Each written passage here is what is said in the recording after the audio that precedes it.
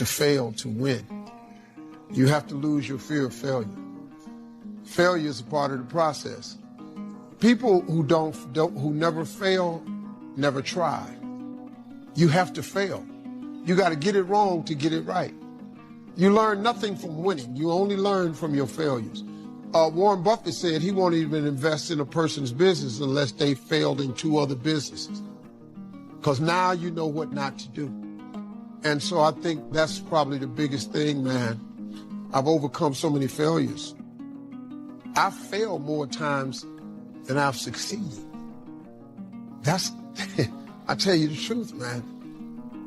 Listen to me, man. You have a great life in front of you, but your great life is in front of you. It's not behind you. What you did back there ain't got nothing to do with what God got for you. What you did back there was learn the lessons to get you to where you are at this particular moment right here. But what God got for you, do you know, man, that you can actually mess your life completely up? You can jack it all the way up and you can turn around and get it right. Do you understand that? Do you understand that you could have had a baby out of wedlock and still be all right? Do you know that you can be divorced multiple times and still be okay? Do you understand that you cannot have a degree and still be just fine? You want to know how I know? Because I'm telling you what I know. I lost everything twice. I don't know if you've ever lost everything before, but I've been bottomed out twice. I done seen rock bottom 2 times. I've been through some walls up in here, man. I'm just trying to tell you, man. Isn't it funny God is how really everybody can think you're better than you are, stronger than you are? Oh, you know, when you're good at what you do, people use you, almost abuse you, which is really a compliment because they can count on you. They don't think that you're human. Oh, Mary's just always nice. Oh, Frida's just always good at her job. Oh, Pastor so-and-so just always, he's just amazing. He's amazing. Our pastor just amazing. Well, they see you on Mount Carmel. Nobody knows about your juniper trees and your caves. Nobody sees your secret places of frustration but God. And he's up under the juniper tree. And I think, you know, sometimes I think you ought to take a moment and just thank God that he gives you privacy with your pain. A luxury you will not have if you continue to succeed, I might add. Because the benchmark of when you really go mainstream, the hardest thing to have is privacy with your pain. So while you're fighting to be discovered and fighting to be exposed, be careful. Because once that light hits you, it don't just show your Carmel, your Mount Carmel. It shines right up under your juniper tree and right into your cave and into your kids' caves. Be careful what you ask for, you might get it. And God says to him, he's in the cave, you know, and he's backed up in the cave. And I thought that God would speak to him and say, I'm going to kill Jezebel, because that's what I would want God to say to me. And, you know, I'm going to kill her and let the dogs eat up her bones. He later does it. But just, you know, it just makes you feel good when you get that kind of word from the Lord. You know what I'm saying? Where God's really going to kill your enemy that just, you know, I got some issues. Pray for me. Intercede. You know, I don't want God to like anybody I don't like. Just kill them. Just wipe them up. Put an Amalek on their head. Just destroy them. Lock them out. It is finished. Kill every last one of them jokers. Hallelujah. Let me preach the funeral. You stand over everybody and say, he wasn't nothing. He's a bum and a liar. He fought me all over. You know. Have you ever felt like that at least once about someone? You know. I mean, you got over it, but maybe you did. It's a working process. You'll be able to do things you never thought you could do. You'll be able to handle things you never thought you could handle. You'll have ideas that you've never had before. All of this is sparked by the goal-setting process. When you know what you want, and you want it badly enough, the answers will come to you. I can't tell you why it works. All I know is, it works. Give yourself a chance to become all you can become, and to accomplish all you can accomplish. Let me give you a Bible philosophy that teaches how to get whatever you want. Here's what it says. Ask. That's it. Ask. Of all the important skills to learn in life, be sure to include the skill of asking. What does ask mean? Ask means, what do you want? And the complete formula is staggering. It says ask, and you will receive. Hey, we ought to look into that. The man says, yes, but you work where I work. By the time you struggle home, it's late. You've got to get a bite to eat, watch a little TV, and get to bed. You can't sit up half the night and ask. And this guy is behind on his bills. He's a good worker, hard worker, sincere, but you've got to do better than work hard and be sincere all of your life. You'll wind up broke and embarrassed. You've got to be better than a good worker. You've got to be a good asker. Let me give you some key points on this asking and receiving, setting goals, asking of life. Here's part of the philosophy that helped me to change. First, asking starts the receiving process. Asking is like pushing a button. and all this machinery starts working, mental and emotional machinery. I don't even know how it works, but I do know it works. There are a lot of things you don't need to know how they work. Just work them. Some people are always studying the roots. Others are picking the fruit. It all depends on what end of it you want in on. So asking is the beginning of receiving. Second, receiving is not the problem. You don't have to work on receiving. It's automatic. So if receiving is not the problem, what is the problem? It's failing to ask. The man says, I see it now. I got up every day this year and hit it hard, but nowhere in my house is there a list of what I want from my life. Can you see? Good worker, poor asker. Third, receiving is like the ocean. There's plenty, especially in this country. It's like an ocean here. Here, success is not in short supply. It isn't rationed, so that when you step up to the window, it's all gone. No. Well, if that's true, what is the problem? Well, the problem is some people go to the ocean with a teaspoon. Have you got the picture? A teaspoon. What I suggest you do in view of the size of the ocean is trade your teaspoon for at least a bucket, and you will look better at the ocean with a bucket. Kids won't make fun of you. Now, here's something else to remember about asking. There are two ways to ask. One is ask with intelligence. It didn't say ask intelligently, but I'm sure it meant that. Don't mumble. You won't get anything by mumbling. Be clear, be specific. Intelligent asking means how high, how long, how much, when. What size? What model? What color? Describe what you want. Define it. Remember, well-defined goals are like magnets. The better you define them, the stronger they pull. And give your goals purpose. Answer both questions. What do I want? That's the object. And the second question, what for? That's purpose. Purpose is stronger than object. What you want is powerful and it will pull,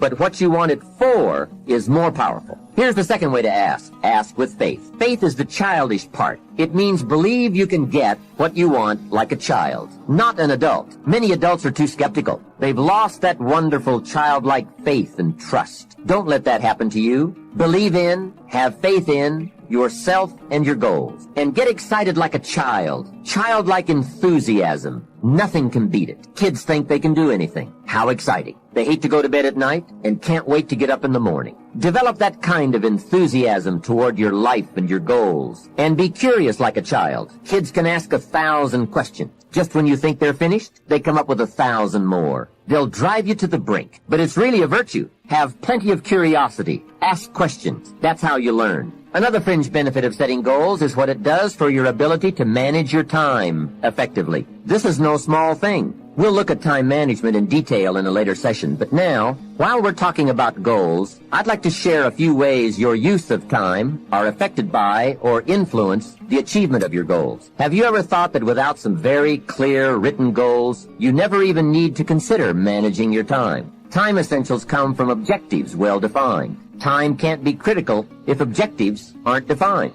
Now you might be one of those uniquely fortunate individuals who can keep all their objectives and purposes clearly defined in their minds and operate from that. But I wouldn't take the chance. Write your goals down and set careful priorities. Sometimes priorities are determined by the season. For a farmer in springtime, the season dictates his most important activities. During the spring, a farmer must work around the clock, burn the midnight oil, and keep the equipment running because he has only this small window of time for the planting of his crops. One of the difficulties of living in an industrialized society is the losing of the sense of seasons. When to pour it on, when to ease back, when to take advantage. It's easy to keep going from 9 to 5, year in and year out, and lose a natural sense of priorities and appropriate time. Don't let one year just blend into the next. Keep an eye on your own seasons, lest you lose track of values and substance. Part of setting priorities is learning to separate major activities from minor activities. This is a whole skill in itself, but once you have learned it, it will pay dividends you won't believe. So learn to put everything on your mental scales to be carefully weighed before you spend time or money.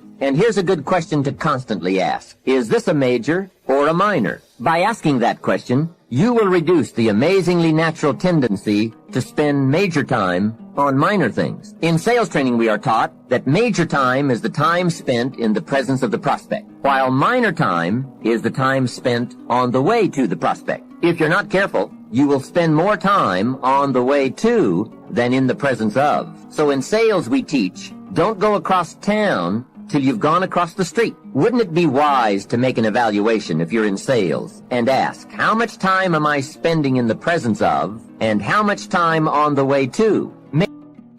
We have a tendency to think that a new date and a new year and a new decade ensures a new you. But the reality is that it's not the ticking of a clock that brings about the transformative power. It is not as though God waited on a particular day and said, if you make it past this date to a new calendar date, I swear I'm going to bless you. No, it's not that simple. The truth of the matter is, change does not come easy. Change does not come easy. Now, this is going to be tough to hear because it is antithetical to what you are used to hearing. You're used to hearing spin around 3 times and God's going to break it. 5 ways to have a great marriage and 3 ways to start your life over, and eat this and you'll drop 100 pounds, and take this pill and you'll be back able to get into the dress you wore to the prom. But the truth of the matter is, a day of not eating at Wendy's doesn't constitute a diet, and you're not going to be transformed easily or quickly. It's very hard, and you have to challenge yourself to discipline your mind, to just focus on what are the most important things that you need to do right now in the midst of it. Number 1, to fortify yourself mentally and emotionally, to develop a level of mental resilience, because there's so many unexpected things every day.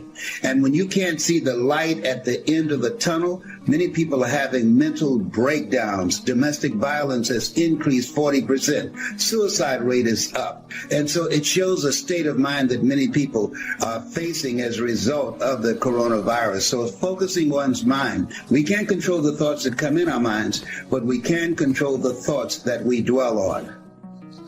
Those who study trends in corporate America suggest that in order to change, not the building, you can change the building quickly, not the name, you can change the name legally and quite proficiently, but to change the culture of an organization is quite difficult.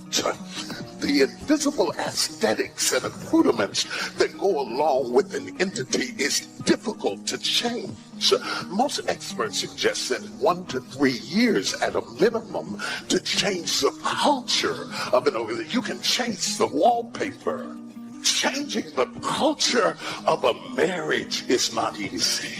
I have been doing marital counseling for 43 years, and let me tell you something. By the time you see most couples, the culture of the marriage is so baked in that nobody will listen at anybody because everybody on both sides think they are right. And yet they come for change and they walk away without change, because change doesn't come because you come to my office. Change doesn't come because you took a diet pill. Change doesn't come because you lifted up a barbell for a week. Change doesn't come because you hired a new CEO. Change doesn't come because you changed the name of the entity. Change doesn't come because you dyed your gray hair blonde. Change doesn't come because you shave your head off and put on a earring. Real substantive change that changes you at the core is difficult to attain. If nothing ever prevented you from being the best version of yourself, nobody told you you were limited, you had never failed at anything, and you know you wouldn't fail going forward, what would you dream? How big would your dreams be? I know a couple things about New Year's Day, and I know a couple things about the new year. One is it's going to go real fast. Number 2 is it's a new chance, a new beginning. So I would encourage you today to set aside a few minutes, look at your life, make a couple of New Year's promises and resolutions to yourself, ones that have high ideals, ones that'll make you better, and start this new beginning, this fresh start today on the right foot. Gratitude in advance is the most powerful and creative force in the universe. As you move into the new year, you pick one word to focus on, with your family, with business, as you navigate throughout life. And my one word moving into 2021 is gratitude, right? Like the quote reads, be grateful for all things because all things have contributed to your advancement. Therefore, all things should be included in your gratitude, right? Wins and losses, opposition, adversity, challenges, right? Stages and phases, right? And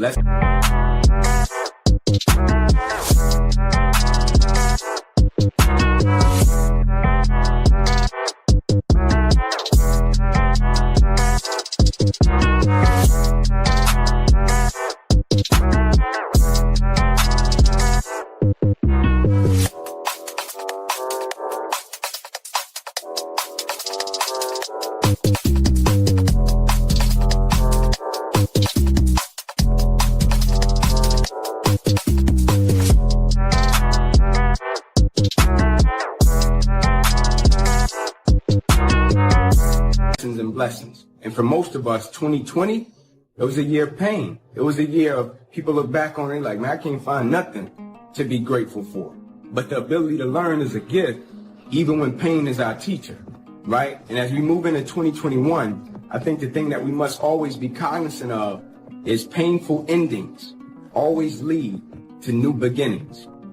Don't allow the pull to pull you down. And where you just give up and let go and give up on your dream and your hope and your position and your posture and all of the things that God has done into your life, and you fall into the abyss of your base nature and let it just drive you further and further down.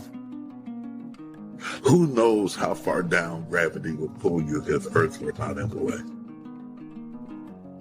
How far down is down? We don't know. All we know is that there is a law that by nature pulls us down. We have to fight to think up, to live up, to pray up, to walk up, to do the right thing, to forgive people, to be balanced, to discipline ourselves. It's an ongoing battle. But the battle is a blessing. I want you to understand, I want to encourage somebody that's in the fight right now, that the fact that you're in the fight is a sign that you've been changed because you didn't used to fight it. I've been thinking about gratitude lately and why it's such an important, powerful state of awareness. When you have gratitude, you are holding on to a particular sort of awareness. It's a powerful and transformative awareness. And what's more is that you don't have to do anything to get it. You don't have to buy it or work for it. You just have to live it. I like something John F. Kennedy said once about gratitude. He said, as we express our gratitude, we must never forget that the highest appreciation is not to utter the words, but to live by them. But how do you do that? How do you live a life of gratitude when you are too busy trying to live? I have enough sense to be grateful when the big things happen. When the growth they found and took 6 days to test wasn't cancer after all. I have enough sense to be grateful when my bonus was a lot more than I thought it would be. The big things make us pause and reflect. Then we say, whew, thank goodness. But you forget about the small things. You forget how to live in gratitude for the small things. You forget about your warm house. Or if your house isn't warm, you forget about the fact that you have a roof over your head. And if you don't have a roof over your head, you forget about the fact that your heart is still beating. Forget about the people who make you laugh and who make you feel validated or loved. You know, hearing myself say that these aren't really small things. They are things you take for granted so they become small and you stop noticing them.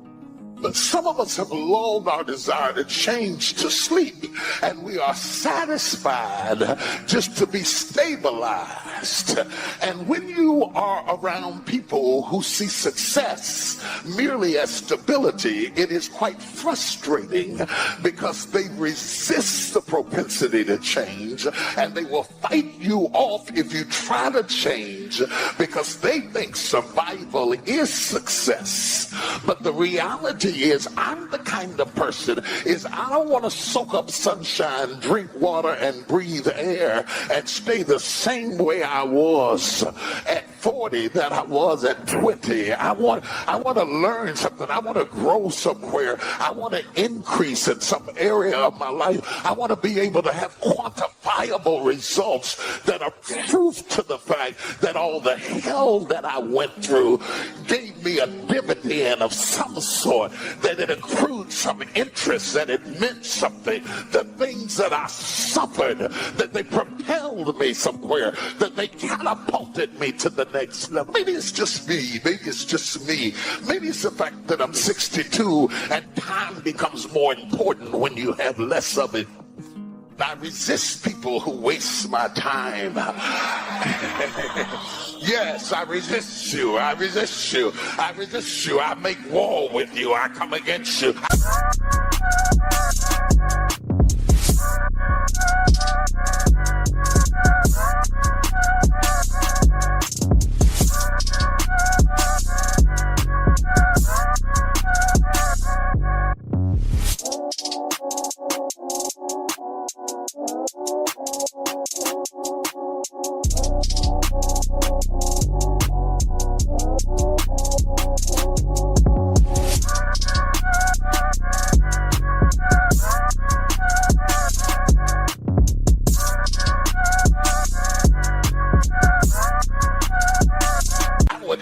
Waste my money than waste my time. I can get some more money, but I can't get some more time. Do not waste my time. But again, how do you live a life of gratitude? Maybe the question isn't how, but why? Why live a life of gratitude? I think the answer has to do with selfishness. See, I don't mean selfish with a small s. That's when you care about yourself at the expense of everyone else. No, I mean selfish with a big S. That's when you care about yourself so deeply that your care extends to everyone else. Put yourself first. Give yourself an advantage. How do you feel? If I said you could feel revivified and empowered, you would want more of it. Remember, you're being selfish. So if I said you could feel more connected and more compassionate, you would want more of it. You want more of it because gratitude is another expression of love. How do you feel when you are grateful? You feel like you are not going through life alone. You feel as though someone or somebody is with you. You feel connected to something other than you. You feel cared about. And when you feel cared about, you care about. Don't just think about it. Be about it. Gratitude isn't just about thank you. It's not the word. It's not just about feeling. Gratitude is about living the feeling. Live the life of gratitude. You will fail your way to greatness. Most people allow their fear of failure to outweigh their desire to succeed. When you're willing to fail again and again and again, when you make up your mind to become unstoppable, when you make up your mind to become a no matter what person, then that will then give birth to a part of yourself that you don't know right now. Imagine, if you will, being on your deathbed, standing around your bed, the ghost of the dreams, the ideas, the abilities, the talents given to you by life, and that you, for whatever reason, you never went after that dream. You never acted on those ideas. You never used those talents. You never used those gifts. And there they are standing around your bed looking at you with large angry eyes saying, we came to you and only you could have given us life. And now we must die with you forever. See, most people stop short of their dreams and park and get off the highway of life because of the rejections of life. You will always be rejected. It's no big deal. Jack Canfield said rejection is a myth. It's not.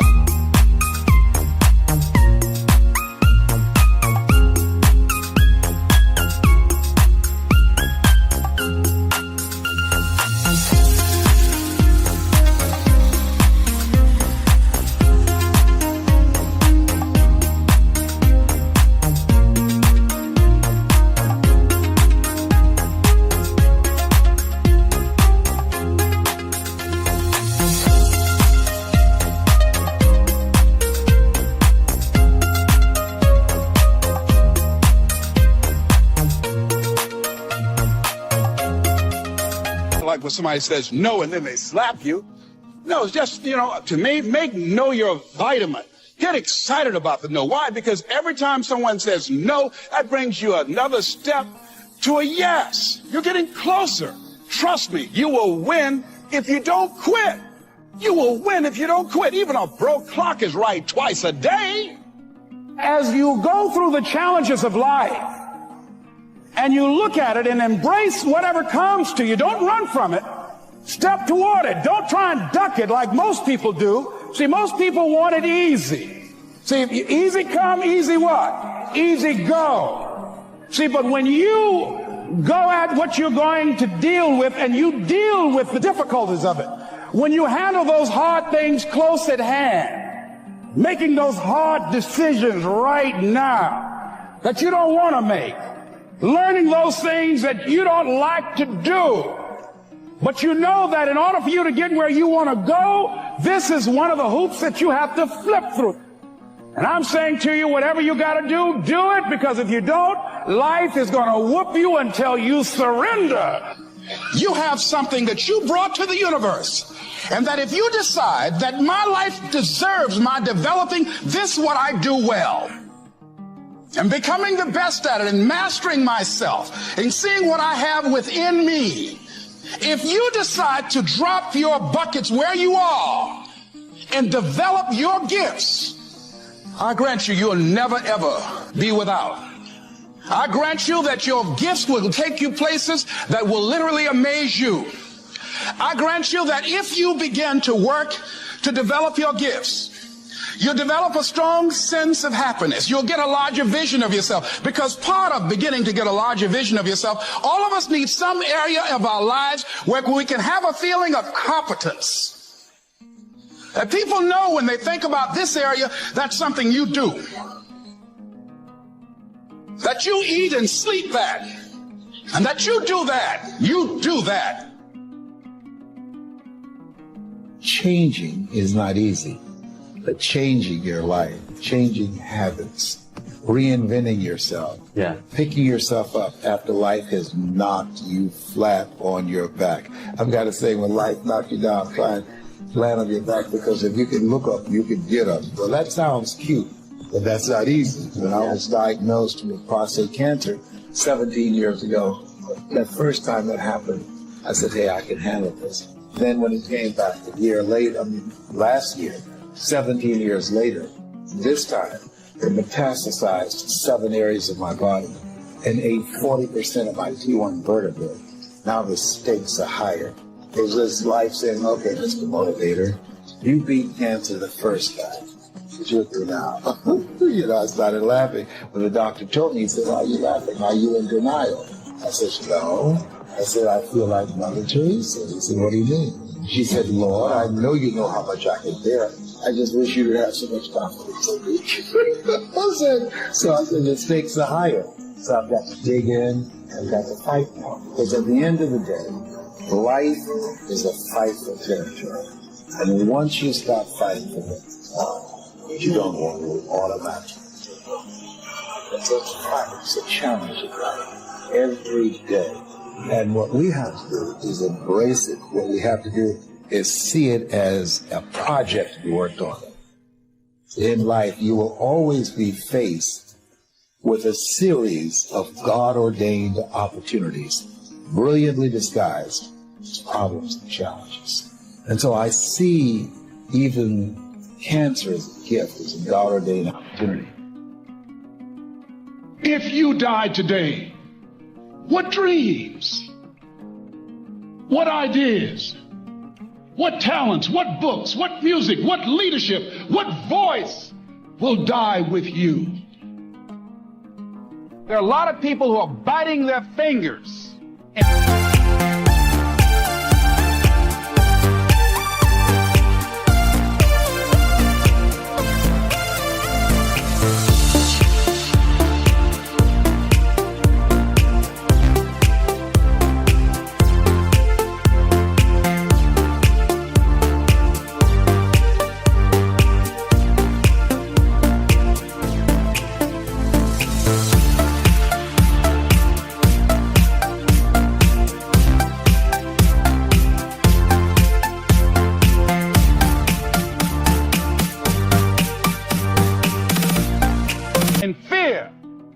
That they might lose their jobs.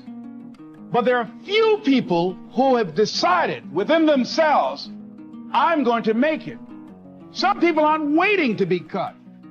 Some people are moving on their own because they feel within themselves, I've got what it takes to make it. They're not afraid about tomorrow because of how they see themselves, because of what they feel that they deserve, because of what they feel that they can create for themselves.